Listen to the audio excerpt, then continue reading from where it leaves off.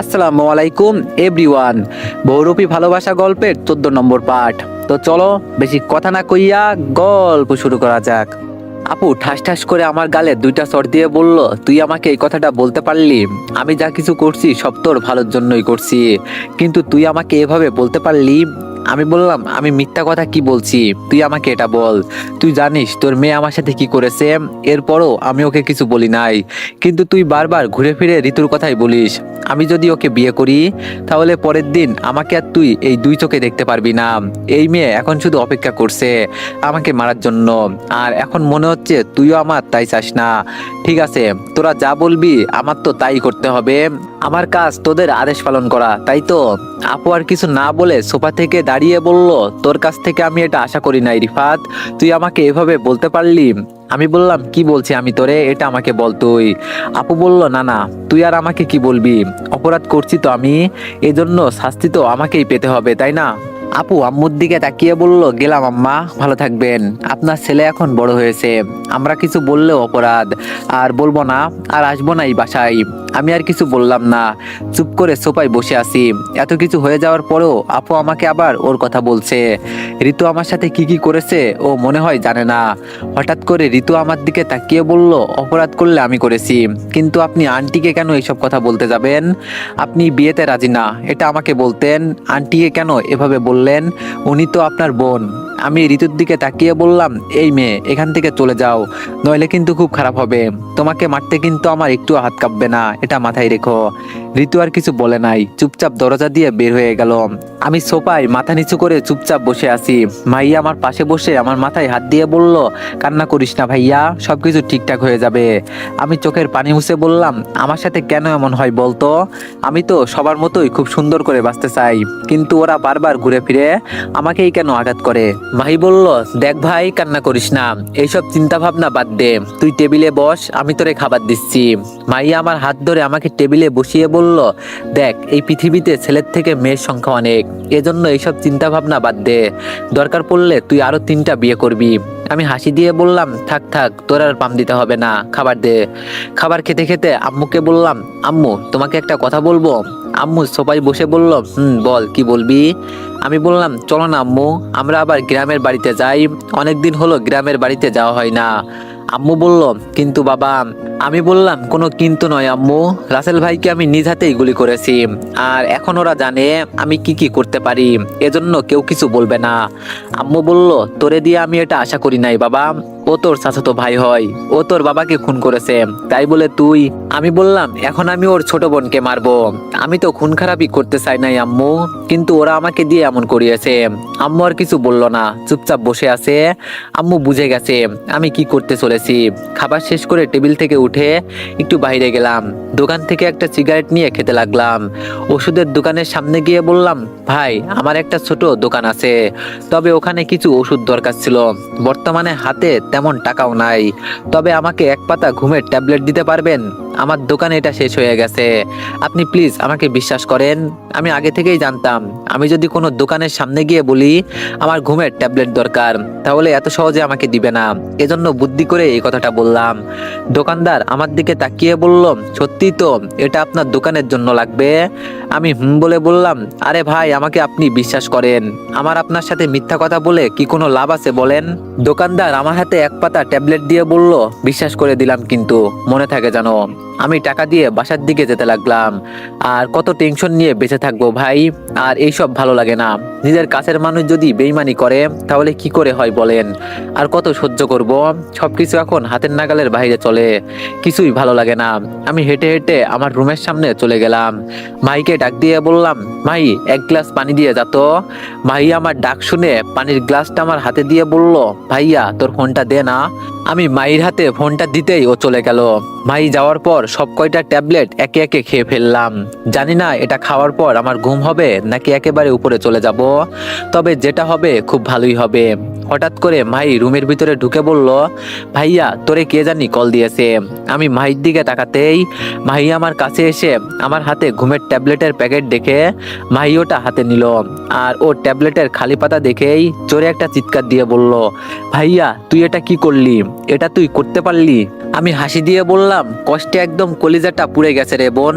আর কত কষ্ট নিয়ে বাঁচবো, বাঁচতে ইচ্ছা করে না রে বোন। আমার আম্মুর খেয়াল রাখিস। আমার খুব ঘুম পাচ্ছে রে। মাহি দৌড়ে বাইরে চলে গেল। আমি ধপ করে বিছানার উপর গিয়ে পড়লাম। কোনোভাবে যেন আমি আমার চোখ খোলা রাখতে পারছি না। হঠাৎ করে রিয়া দৌড়ে এসে আমার মাথা ধরে বলল, এটা তুই কেন করলি? আমি বললাম, কেন, তুই খুশি হোস নাই? সবাই চাই আমি যেন তাড়াতাড়ি মারা যাই, এজন্য সবার চোখের কাঁটা সরিয়ে দিলাম। ভালো থাকিস। রিয়া বলল, তুই যা বলিস আমি তাই করি, কিন্তু তুই আমার উপর বিশ্বাস রাখতে পারলি না। আমি তোর জন্য কি করি নাই বল। আজকে আমার রিমির সাথে দেখা হয়েছিল। ও আমার হাত ধরে অনুরোধ করে বলছে তুই যেন ওরে আবার ফিরিয়ে নিস। দেখ এখন সবকিছু ঠিকঠাক হয়ে যাচ্ছে। আর তুই? আমি বললাম, কে বলেছে রে সবকিছু ঠিকঠাক হয়ে গেছে? এই রিমির জন্য আমার ভিতরটা একদম পুড়ে গেছে। ও আমাকে নিজ হাতে গুলি করতে পারলো। আমি মারা যাওয়ার পর ওকে আমার কাছে আসতে দিবি না, তোর কাছে এটাই আমার অনুরোধ। রিয়া বলল, তোরে ছাড়া তোর মা আর বোনের কে আছে? আমি বললাম, আমার অ্যাকাউন্টে কিছু টাকা আছে, ওগুলো দিয়ে দিস। জানিস বাঁচতে খুব ইচ্ছে করছিল, কিন্তু সবাই আমার মৃত্যু কামনা করে, আর ভালো লাগে না রে এইসব। আমার খুব ঘুম পেয়েছে রে। রিয়া বলল, রিফা তুই চোখ খোলা রাখ, আমরা কিছুক্ষণের ভিতরেই তোরে হাসপাতালে নিয়ে যাব। মাহিয়া আমার কাছে এসে আমার হাত ধরতেই আমি ওর কপালে চুমু দিয়ে বললাম, খুব ভালোবাসি বোন তোরে। আম্মুর দিকে নজর রাখিস। যাকে ভালোবাসি তার ভালোবাসা পেলাম না, যাদের বিশ্বাস করি তারা বিশ্বাসঘাতকতা করলো। এত কষ্ট নিয়ে বেঁচে থাকাটাই খুব কঠিন। লাভ ইউ বোন। মাই শুধু কান্না করছে, আর কিছু বলছে না। সবাই মিলে আমাকে ধরে হাসপাতালে নিয়ে যাচ্ছে, এটা দেখতে পারছি। আমি আর চোখ খোলা রাখতে পারছি না। অনেক অনেক ঘুম পেয়েছে আজকে আমার। তুমি এসেছিলে নীরবে, আর নীরবেই কাঁদিয়ে চলে গেলে। ভাবি নাই কখনো এমন হবে, কিন্তু না চাইতেও আরো বেশি হয়ে গেল। চোখ বন্ধ হয়ে গেছে, কিন্তু ঠোঁটের কোণায় যেন রিমির কথা মনে পড়ে একটা হাসি ফুটে উঠলো। কাউকে যে না চাইতেও এতটা ভালো লেগে যায়, এটাই বলা যায় না। একজন মহিলা আর দুইটা মেয়ে হঠাৎ করে হাসপাতালে প্রবেশ করলো, তাও আবার একটা ছেলেকে নিয়ে। মহিলাটা খুব বেশি কান্না করছে। এইদিকে আবার রিমি নামের একটা মেয়ে হাসপাতালের কেবিনে বসে তার বান্ধবীদের সাথে কথা বলছে। রিমি নামের মেয়েটা হাসপাতালে এসেছে মূলত তার বান্ধবীকে দেখতে। হঠাৎ বাইরে কেমন যেন একটা চেঁচামেচির আওয়াজ তার কানে গেল।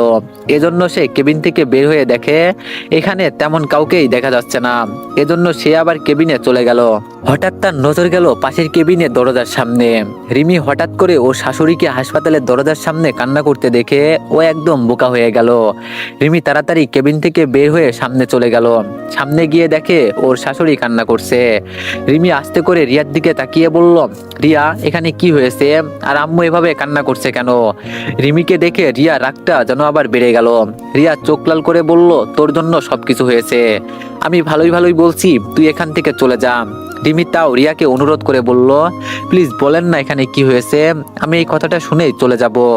পাশ থেকে মাহি চোখের পানি মুছে রিমিকে বলল, ভাইয়া আজকে পুরো এক পাতা ঘুমের ট্যাবলেট খেয়ে ফেলেছে, আর এই সব কিছুর পেছনে আপনি দায়ী। সবকিছু হয়েছে আপনার জন্য, আপনাকে আমি ছাড়বো না।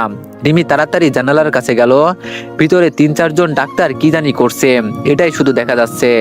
রিমি যেন বলার মতো ভাষা হারিয়ে ফেলেছে। রিমি সবকিছু হাতের কাছে পেয়েও যেন আবার সবকিছু হারিয়ে ফেললো। হঠাৎ করে পিছন থেকে মাহি বলল, আপু আপনি এখান থেকে চলে যান, নইলে খুব খারাপ হবে। যদি আমার ভাইয়ের কিছু হয় না তাহলে আপনাকে আমি ছাড়বো না। এখন এখান থেকে তাড়াতাড়ি যান বলছি, নইলে আমরা পুলিশ ডাকতে বাধ্য হব। রিমি কান্না ভেজা চোখে যেই কিছু বলতে যাবে, তখন মাহি আবার বলল, আপনাকে যদি ভাইয়া এখানে দেখতে পারে তাহলে ও আর বাঁচবে বলে মনে হয় না। আমি আপনার কাছে হাত জোর করে বলছি, আপনি প্লিজ এখান থেকে চলে যান। রিমি এক প্রকার কান্না করতে করতে যেন বের হয়ে গেল। এইদিকে আমার হঠাৎ যেন মনে হলো কেউ আমার পেটের ভিতর থেকে কিছু একটা বের করার চেষ্টা করছে, তবে আমি এটা বলতে পারছি না আমার সাথে কি হচ্ছে।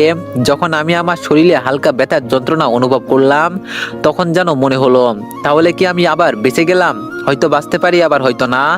কিছুক্ষণ পর আমি চোখ খোলার মতো শক্তি পেলাম, আর আমি চোখ খুলে দেখি 2 জন ডাক্তার মিলে বসে বসে কিসের যেন যুক্তি করছে। আমার চোখ খুলতে দেখে ডাক্তার বলল, এই ছেলে তুমি কি পাগল হলে নাকি? একসাথে এতগুলো ঘুমের ট্যাবলেট কেউ খায় নাকি? যদি তুমি মারা যেতে তাহলে কি হতো বলো তো? নিজের খেয়াল রাখবে না? আমি ডাক্তারের দিকে তাকিয়ে বললাম, স্যার আমার যে জ্ঞান ফিরেছে, এই কথা কি বাইরের কারো কাছে বলেছেন? ডাক্তার হাসি দিয়ে বলল, টেনশনে ছিলাম আপনাকে নিয়ে, এখন গিয়ে আপনার আম্মুকে বলবো। আমি আস্তে করে ডাক্তারের কাছে বললাম, আপনি বাইরে গিয়ে সবাইকে ভিতরে আসতে বলেন। তবে আমার যে জ্ঞান ফিরেছে, আপনি আবার বাইরে অন্য কারোর কাছে বলবেন না। ডাক্তার আচ্ছা বলে বাইরে চলে গেল। কিছুক্ষণ পর আম্মু ভিতরে এসে আমাকে জড়িয়ে ধরে কান্না করতে করতে বলল, বাবা তোর কি হয়েছে আমাকে বল, তুই তাই বলে আত্মহত্যা করবি? আমি বললাম, আসলে আম্মু আমি এইসবের কিছুই বলতে পারি না, কিভাবে যে কি হয়ে গেছে বুঝতেও পারি নাই।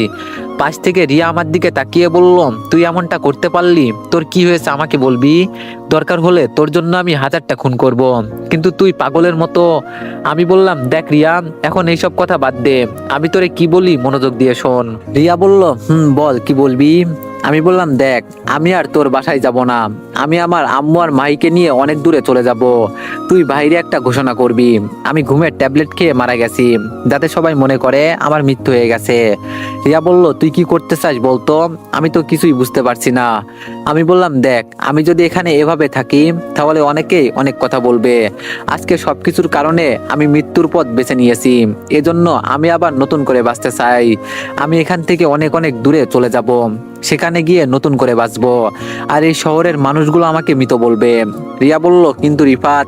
আমি বললাম, কোনো কিন্তু না, আমার কাছে এখন বর্তমানে এই একটাই রাস্তা খোলা আছে, আমি হাসপাতালের পিছনের দরজা দিয়ে বের হয়ে চলে যাব, আর আমি যেভাবে বললাম তুই বাইরে গিয়ে সেভাবেই বলবি। রিয়া বলল, কিছুক্ষণ আগে রিমি এখানে এসে তোর এই অবস্থা দেখে কান্না করে গেছে, ও যদি জিজ্ঞেস করে তো পরে আমি কি বলবো? আমি বললাম, আমি তোরে কি বলছি, বলবি আমার মৃত্যু হয়ে গেছে, তুই আমার জন্য এইটুকু কর প্লিজ। রিয়া বলল, তুই চলে গেলে আমি একা হয়ে যাব।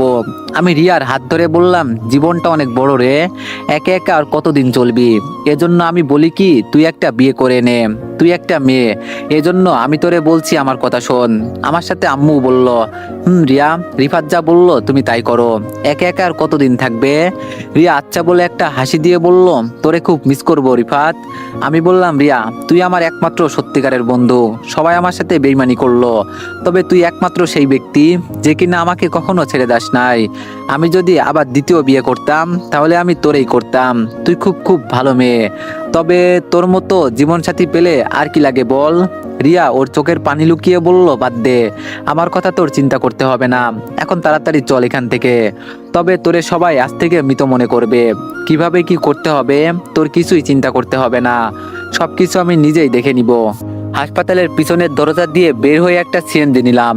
হঠাৎ করে রিয়া আমাকে জড়িয়ে ধরে কান্না করে বলল, রিফাত আজকে তোরে আমি না বলে একটা কথা বলি, আমি তোরে অনেক অনেক ভালোবেসে ফেলেছি, কিন্তু আমাদের বন্ধুত্বের কারণে তোরে এই কথা কখনো বলি নাই।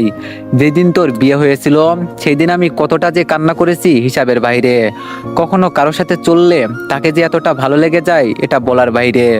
জানিস রিফাত, মাঝে মধ্যে তোরে দেখে আমি মনে করি তুই কেন আমার হলি না, খুব আফসোস করি আমি তোরে দেখে, তুই ছেলেটা সত্যি খুব ভালো, অনেক অনেক ভালোবাসি আমি তোরে, আর কোনোদিন তোরে তো এই কথাগুলো বলতে পারবো না, এজন্য আজকেই বলে দিলাম, আজকে যদি তুই বিয়ে করতি তাহলে সারা জীবন আমি তোর পায়ের কাছে পড়ে থাকতাম, কিন্তু আফসোস কাছের জিনিসগুলো পেয়েও হারিয়ে ফেলি, তোর সাথে চলতে চলতে কখন যে তোরে এতটা ভালো লেগে গেছে বলতেও পারি না, সত্যি রে তোরে অনেক ভালোবাসি। এই কথাগুলো বলেই রিয়া আবার কান্না করতে লাগলো। আমি ভাবতেও পারি নাই রিয়া আমাকে এতটা পছন্দ করে, কিন্তু রিয়া যদি আমাকে এতটাই পছন্দ করত তাহলে ও আমাকে আরো আগে বলে নাই কেন, ও তো আমার বন্ধু, যদিও ও ভুল করতো তাহলে আমি ওরে বুঝিয়ে বলতাম, তবে ওর এইসব কথা আরো আগে বলা উচিত ছিল। হঠাৎ করে রিয়া আমাকে ছেড়ে চোখের পানি মুছে বলল, ভালো থাকিস, তবে মাঝে মাঝে আমাকে মনে হলে আমাকে দেখতে আসবি তো, আমি তোর জন্য অপেক্ষা করব, তবে আমি তোরে কথা দিলাম আমি বিয়ে করব, আর এভাবে একা থাকবো না, তবে খুব মিস করব তোরে, তবে যেখানেই থাকিস না কেন ভালো থাকিস। এই কথা বলে রিয়া আমার হাত ধরে গাড়ির ভিতরে ঢুকিয়ে বলল, রিফাত তোরে শেষ একটা কথা জিজ্ঞেস করব। আমি রিয়ার দিকে তাকিয়ে মাথা ঝাঁকিয়ে বললাম, বল কি বলবি। রিয়া মুচকি হাসি দিয়ে বলল, জানিস আমার কথাগুলো হঠাৎ শুনে তুই আশ্চর্য হলি, কিন্তু যেটা সত্যি কথা আমি তাই বললাম, তবে শেষ একটা কথা, আমি কি কারো ভালোবাসা পাওয়ার যোগ্য নয় রিফাত, সবাই আমার সাথে এমন করে কেন, আমার অপরাধটা কি একটু বলবি। রিয়ার কথা শুনে আমি কিছু বললাম না, এখন যদি ওকে আমি কিছু বলতে যাই তাহলেও মন খারাপ করবে, এজন্য ওকে আমি কিছু বললাম না, চুপচাপ বসে আছি। এবার রিয়া আমার হাত ছেড়ে দিয়ে বলল, জানি তোর কাছে জবাব দেওয়ার মতো কোনো উত্তর নেই, আর কিছু তোর বলতেও হবে না, তবে যেখানেই থাকিস ভালো থাকিস, এটাই দোয়া করি। মাহি এবার আমার উদ্দেশ্য করে বলল, ভাইয়া আমাদের এখন যেতে হবে, এমনি অনেকটাই দেরি হয়ে গেছে। মাহির কথা শুনে রিয়াকে আমি বললাম, এইসব কথা এখন বাদ দে, আমাকে এখন যেতে হবে, ভালো থাকিস। রিয়া আমার হাতে কিছু টাকা দিয়ে বলল, এগুলো তোর সাথে রাখ, তোর কাজে আসবে। আর আমার কথাই তুই কিছু মনে করিস না, আজকে আমি তোরে আবেগের বশে সবকিছু বলে দিয়েছি, কারণ তোরে হয়তো আর কখনো কাছে পাওয়া হবে না। আচ্ছা যা, আর মাঝে মাঝে আমাকে মনে করিস। আমাদের গাড়ি এখন আস্তে আস্তে চলতে লাগলো। দূর থেকে রিয়াকে দেখে আজকে কেমন যেন অসহায় অসহায় লাগছে। রিয়া মেয়েটা সত্যি অনেক ভালো, ও আমার ভাবনা চিন্তার থেকেও অনেক ভালো। আনমনে চোখ বন্ধ করে এইসব চিন্তা করছি, হঠাৎ করে আম্মু বলল, রিয়া এগুলো কি বলে গেল রিফাত, আমি তো কিছুই বুঝতে পারছি না। আমি বললাম, তোমার কিছুই বুঝতে হবে না আম্মু, তবে আমি আমার জীবনে সবচেয়ে ভুল করেছি রিমি নামের মেয়েটাকে বিয়ে করে। ওকে বিয়ে করার পর আমার জীবন পুরোটাই পাল্টে গেল। ওকে বিয়ে করার পর কোনোদিন আমি সুখের মুখ দেখি নাই। তবে রিমিকে বিয়ে না করে যদি আমি রিয়াকে বিয়ে করতাম, তাহলে আজকে আর আমার এইসব দিন দেখতে হতো না। ওই মানুষ বলে না, মাঝে মাঝে কিছু ভুল জীবন একেবারে ধ্বংস করে দেয়। আম্মু আর কিছু বলে নাই, চুপচাপ বসে আছে। মাই শুধু আমার মুখের দিকে তাকিয়ে আছে। ও আমাকে কিছু বলতে চাইছে, তবে ও জানে আমার মন খারাপ, এজন্য কিছু বলে নাই। দেখতে দেখতে আজকে 5টা বছর কেটে গেল। এই 5 বছরে নিজেকে অনেকটাই পরিবর্তন করে ফেলেছি। এখন আমি মানুষের বাসায় বাসায় ডেলিভারি ম্যানের কাজ করি। আমার কাজ হলো একটাই, রেস্টুরেন্ট থেকে অর্ডার করা খাবারগুলো মানুষের কাছে পৌঁছে দেওয়া। চাকরিটা ভালোই, তবে একটু পরিশ্রম হয় এই আর কি। এই 5 বছরে আমি বাইরে কারোর সাথে কোনো কথা বলি নাই, এমনকি রিয়ার সাথেও নয়। বিকালে কাজ শেষ করে বাসায় চলে গেলাম। গোসল করে ফ্রেশ হয়ে টেবিলে বসতেই মাহি এসে খাবার বেড়ে দিতে লাগলো। আমি খেতে খেতে বললাম, কিরে মাহি, তুই কি কিছু বলবি নাকি? মাহি আমার দিকে তাকিয়ে বলল, কিছু তো বলতেই চাই, কিন্তু তুই। আমি বললাম, আরে বল, সমস্যা নেই। মাহি বলল, না মানে ভাইয়া, আমার একটা মোবাইল ফোন লাগতো, এখন তো আমি বড় হয়েছি। আমি মায়ের হাতে আমার কার্ডটা দিয়ে বললাম, তোর যেই ফোন কেনার ইচ্ছা হয় কিনে নিস, তুই তো জানিস আমি কতটা বিজি থাকি। মাইয়া আমাকে জড়িয়ে ধরে বলল, ভাইয়া অনেক অনেক ধন্যবাদ ভাইয়া তোরে, তবে আজকে আমি তোরে কিছু কথা বলবো ভাইয়া, তুই আবার মন খারাপ করিস না। আমি বললাম, বল, কি বলবি? মাই বলল, আসলে আমি বলতে চেয়েছি যে আম্মুর বয়স হয়ে গেছে, এখানে আসলাম আজকে 5 বছর, কিন্তু আম্মু তোর থেকে কিছু আশা করে। আম্মু জানে আগে একবার আম্মুর কারণে এসব হয়েছে, এজন্য এখন তুই যদি। আমি বললাম, আম্মু কই? মাই বলল, ঘুমিয়ে আছেন মনে হয়। আমি বললাম, আচ্ছা ঠিক আছে, আমি চিন্তা করে দেখব, তুই আম্মুকে বলিস এইসব নিয়ে যেন একদম কোনো চিন্তা না করে। মাই আচ্ছা বলে ভিতরে চলে গেল। আমি খাবার খেয়ে রুমে চলে গেলাম। মনে মনে চিন্তা করছি, বিয়ে যে করব, রিমিকে তো এখনো ডিভোর্স দেওয়া হয় নাই। আজকে অনেক দিন পর রিমি নামটা মনে হলো। আমার জীবনটা এমন হতো না যদি রিমি আমার সাথে এমন না করতো। আজকে রিমির জন্য আমার এই পরিস্থিতি। রাতে আম্মুর সাথে বিয়ের বিষয়ে কিছু কথা বলে ঘুমিয়ে গেলাম। সকালে রেডি হয়ে আবার রেস্টুরেন্টের দিকে যেতে লাগলাম। রেস্টুরেন্টে যেতেই আঙ্কেল আমাকে ডেকে বলল, রিফাত, আজকে কিছু পার্সেল নিয়ে এক জায়গায় যেতে হবে। আমি আবার এখানকার রেস্টুরেন্টের মালিককে আঙ্কেল বলেই ডাকি।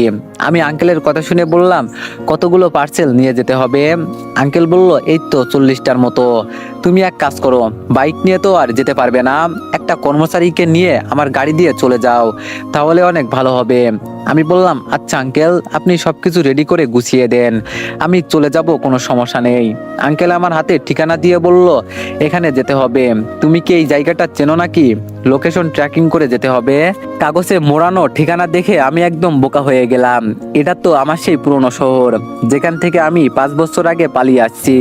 আর এই শহরের সবাই জানে আমি মৃত, কিন্তু ভাবি নাই এত বছর পরে আবার আমাকে কাজের উদ্দেশ্যে সেখানে যেতে হবে। এখন আমি আবার আঙ্কেলকে না করতে পারবো না, এখানে ডেলিভারি ম্যান হলাম আমি। আমি কখনো কোনো কাজে না করি নাই, কারণ আঙ্কেল জানে এখানে সবকিছু আমি একমাত্র ভালো করে পারি। আমি পুরাতন শহরে যেতে চাই না, কিন্তু আঙ্কেলকে আমি কি বলবো? আঙ্কেল আমার দিকে তাকিয়ে বলল, তাহলে রিফাত বলো, তুমি রেডি তো? আমি সবকিছু গুছিয়ে গাড়িতে রাখছি। আমি বললাম, আমি কিছু আপনাকে বলতে চাই আঙ্কেল। আঙ্কেল বলল, বলো, সমস্যা নেই। আমি বললাম, আমি না গেলে কি হয় না, আজকে অন্য কাউকে পাঠিয়ে দেন। আঙ্কেল হাসি দিয়ে বলল, মজা করো না তো তুমি? তুমি জানো তোমার মতো এত সুন্দর করে কেউ কথাও বলতে পারে না, আবার কেউ এত সুন্দর করে পরিদর্শন করতে পারে না, এজন্যই তো তুমি এই কাজ করো। আচ্ছা এখন মজা করার সময় নয়, আমাদের সকাল সকাল সবগুলো পার্সেল পৌঁছাতে হবে। হয়তো ওদের বাসায় বিশেষ একটা অনুষ্ঠান আছে, যাও তুমি একটু হাত লাগাও কাজে। আঙ্কেলের কথা মতো আমিও কাজ করতে লাগলাম। সবকিছু গাড়িতে তোলার পর আঙ্কেল আমার হাত ধরে বলল, সবাই আমাদের খুব বিশ্বাস করে, আজকে আমি এই পর্যন্ত এসেছি খুব কষ্ট করে। আর বিশেষ করে তুমি আমাকে অনেকটাই সাহায্য করেছো। আমি তো তোমার কাছে আমার মেয়ে বিয়ে দিতে চাই, তুমি মেয়ে আমার জামাই হতে চাও না।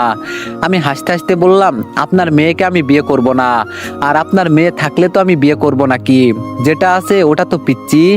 আঙ্কেল হাসি দিয়ে বলল, কিছুক্ষণ পর তোমার আন্টি আর আমার পিচ্চি মেয়ে আসবে, যাও তাড়াতাড়ি কাজ শেষ করে আসো। আমার মেয়ে এসেই কিন্তু আবার তোমাকে খুঁজবে। আমি আঙ্কেলের কথা শুনে গাড়ির ভিতরে চলে গেলাম। আমার সাথে একটা কর্মচারী বসে আছে। আমি গাড়ি ড্রাইভিং করতে করতে চিন্তা করছি, পুরাতন শহরে যাচ্ছি ঠিকই, তবে কেউ যেন আমাকে চিনতে না পারে। কোনোভাবে কাজ শেষ করে বেঁচে ফিরতে পারলেই হলো।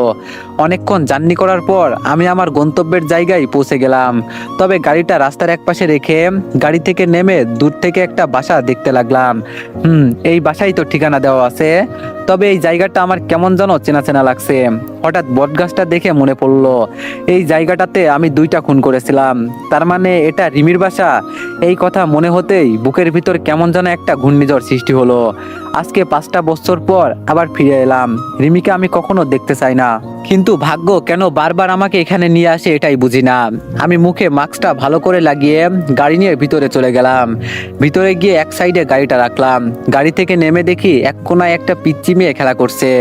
আমি কর্মচারীকে বললাম, তুমি ভিতরে গিয়ে বলো কিছু পার্সেল এসেছে, এগুলো কোথায় রাখবো এটা জেনে আসো।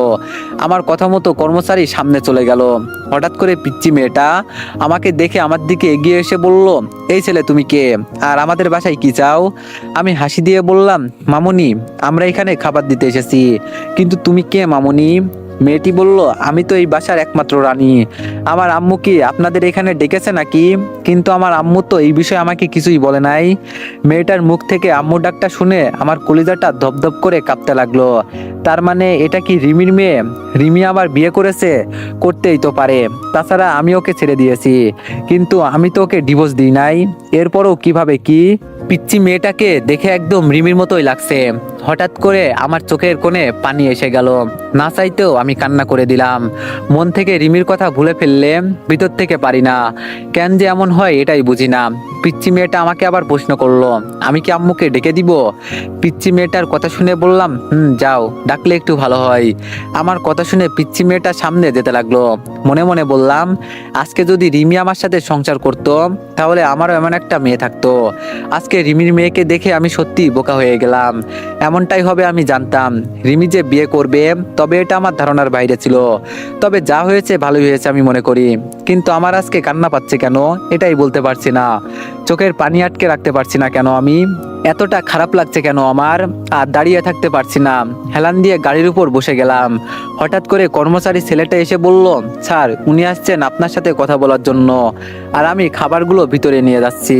তো এভরিওয়ান, সবাই নেক্সট পার্টের জন্য একটু বেশি বেশি লাইক আর কমেন্ট করে দিও। ধন্যবাদ। আসসালামু আলাইকুম এভরিওয়ান। বহুরূপী ভালোবাসা গল্পের 14 নম্বর পার্ট। তো চলো বেশি কথা না কইয়া গল্প শুরু করা যাক।